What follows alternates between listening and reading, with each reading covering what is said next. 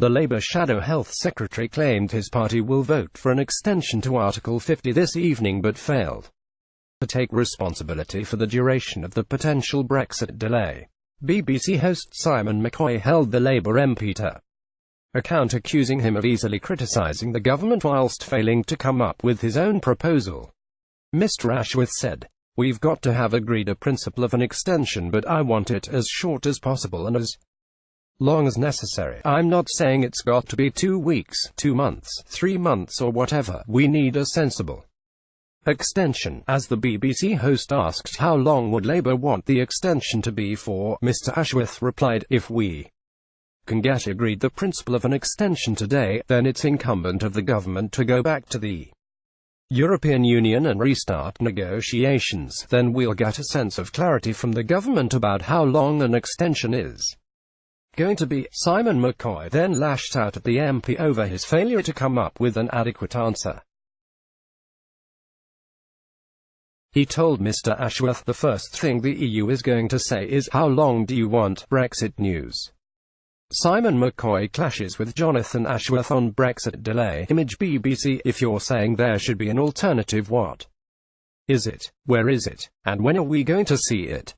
Simon McCoy: It's very easy, isn't it, to criticise the government because they've got to make a decision when you're not telling me what you think it's required. You're suggesting that there's another process, that Labour will come up with another proposal. You must have an idea of what's in the proposal, b. how long it will take for you to get that together, and c. at what point you put it to the European Union, if that's what you want to do. The Labour MP insisted he was not negotiating on behalf of the government, so Mr McCoy lost it. He blasted, "Well, that's a complete cop-out, isn't it?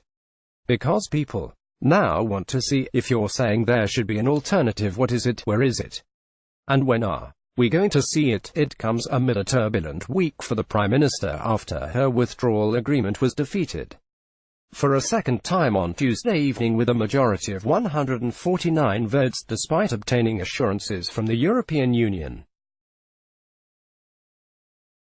On Wednesday evening, MPs voted to block Britain leaving the European Union without a Brexit deal.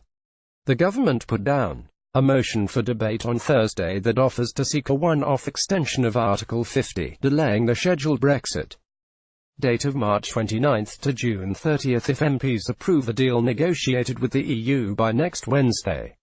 But the Prime Minister warned if the deal, which has already been rejected twice by overwhelming majorities, is not approved, a longer extension will be needed.